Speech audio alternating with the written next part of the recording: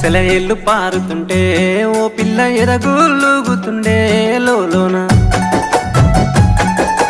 నదులన్నీ కలిసినట్టు పిల్లగా నవ్వెంత బాగున్నది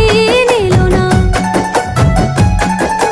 గాజుల సప్పులు గలుగల్లు మోగంగా గజ్జెల పట్టీలు గంతేసి ఆడంగా వరిగడ్డి మోపు ఎత్తి